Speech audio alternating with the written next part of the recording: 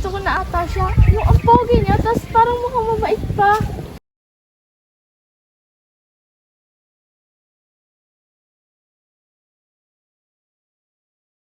Ah, oo nga. Tara, sabihin natin sa mga barkada natin na may bagong lipat. Tara. Guys, may bagong lipat daw dyan, oh. David ang pangalan. Tara, ayain nyo para maging barkada natin. Tara, sige!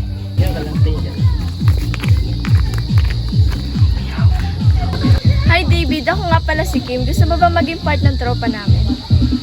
Oo nga, alam mo bang masaya kaming kasama magtatropa? At alam kong mas masaya kapag nandun ka. O sige ba, sakto. Bagong bahay, bagong mga kaibigan. Hi David, ako si Renz. Hi David, ako naman si Rod. Hello David, ako naman si Andre. Joseph ang pangalan ko pero lawas na lang ang itawag mo sa akin. At ako naman si Cade. At kami ang magtutropa na kilala sa Tuntukin Puto at welcome na welcome ka dito. Hi, ako nga pala si David at galing ako sa probinsyang Quezon at dito na ako mag-aaral.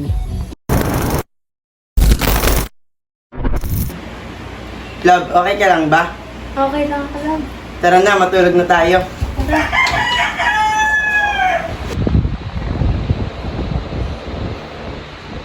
Guys, ang boring no? Oo nga, what if paglaro tayo, no? Sige! Mag-truth order na lang kaya tayo. Julie, truth order. Truth po. May nagugustuhan ka ba sa barkada natin? Kung meron, sino? Si David. Kim, ba't ganun reaction mo? Para nararamad ka. Julian, bakit naman ganan? Matagal ko na sinabi sa'yo, di ba, na may gusto ko kay David pero ginusto mo pa rin siya. Alam mo naman, di ba, na masasaktan ako? Kim, sorry! Julian, tagal mo nang alam na may gusto ko kay David, tapos ganito yung mangyayari. Kim, sorry hindi ko naman sinasadyan magkaroon ako ng feelings kay David. Nung una pinipigilan ko pero habang tumatagal, lumalalim nararamdaman ko sa kanya. Alam mo naman yun, di ba? Gusto ko si David pero ginusto mo pa rin siya. Kim, sorry Kim.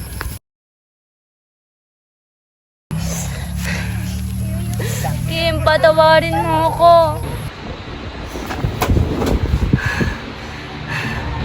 Guys, nakakamiss naman yung pagbabanding namin nila, Kim. Love, okay ka lang ba? Love, napanaginipan ko kasi yung kababata natin eh. Araw-araw ka ng ganyan Pa-check up na kita. Sige, love.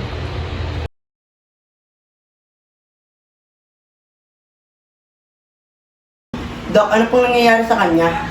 Pag hindi ito naagapan, maaari siyang mag-isip ng kung ano-ano at pwedeng ikamatay niya. Dok, maaari pa po ba itong magamot? Oo naman, kaya ngayon kailangan niya ng tulong mo. Ngayon ay kailangan niya ng makakausap para maibsan ang nararamdaman niya. Sige po, Dok.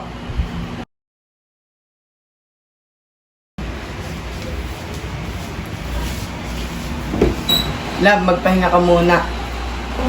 Love, miss na miss ko na talaga si Kim. Sana bago ako mawala, magkita at magkaayos muna kami. Sana nga, love.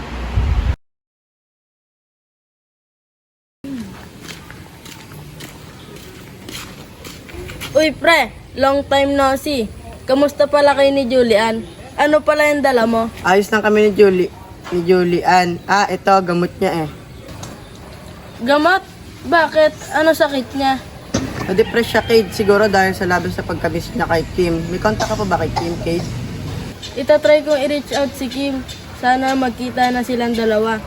Oo nga, pre. Ayan ang laging hiling ni Julian eh. Sige pre, mauna na ako. Ingat kayong dalawa ni Julian. Sige, pre. Ikaw din.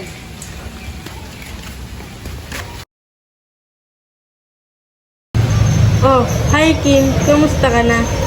Uy, hi Kate. Ayos lang naman ako dito sa Norway. Kayo ng barkada, kamusta? Babe, sino yan? Si Kate, babe. Babe, kayo na ni Rod? Oo, matagal na. Simula nung nakarating ako dito. Guys, miss na ako si Julian. Sayang nga lang, wala akong sapat na panahon para magpaalam sa kanya at maging maayos yung friendship namin. Kamusta na kaya yung barkada?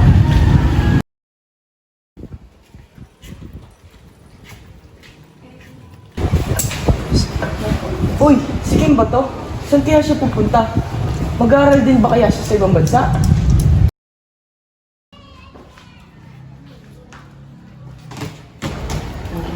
Uy, Rod, kamusta? Dito ka rin ba mag-aaral? Ayos naman, salamat sa Diyos. Nakakuha ko ng scholarship sa Norway. Eh ikaw ba? Anong ginagawa mo dito? Ay, ako? Nakakuha rin ako ng scholarship eh.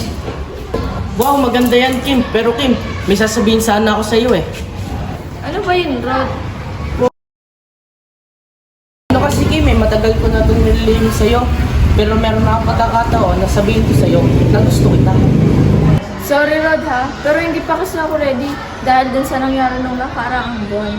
Okay lang Kim, hihintayin kita. Pangako ko sa iyo. Parang unti-unti na ako nakatulog kay Rod. Umamin kaya ako.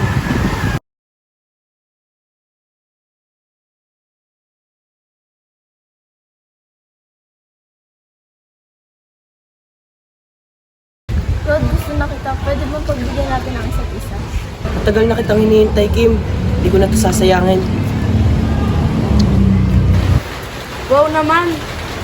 Pero may gusto sana akong sabihin sa'yo tungkol kay Julian. O bakit? Anong nangyari sa kanya? Depress na daw siya, sabi ni David eh. Wala, uuwi kami dyan ni Rod sa susunod na linggo. Pero sana huwag mo munang sabihin sa kanila ha. Sige Kim ah. Hello, Kate. Nandito na kami ni Rod sa airport. Kim, nasa hospital ngayon si Julian, naka-confine. Ha? Saan hospital yan? Diyan na lang kami didiretso ni Rod. Nasa health serve room 3. Sige, pupunta na kami dyan.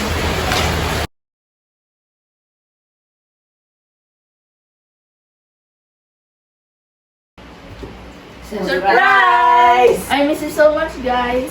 Miss na namin kayo ni Rod. Buti nga, umuwi kayo para kumpleto tayo. Julian, huwag mo nang intindihin yan. Bago umalis ng bansa, ay napatawag na kita. Kalimutan na natin yung dating nangyari, ha? Thank you, Kim.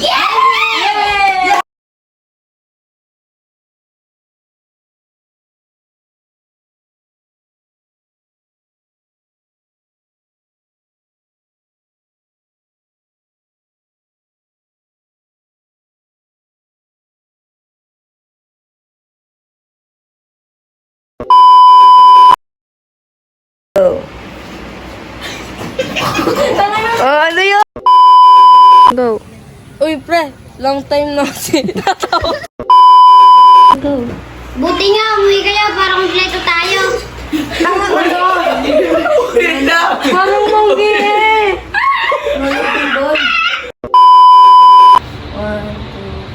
Pinsan yung basahan.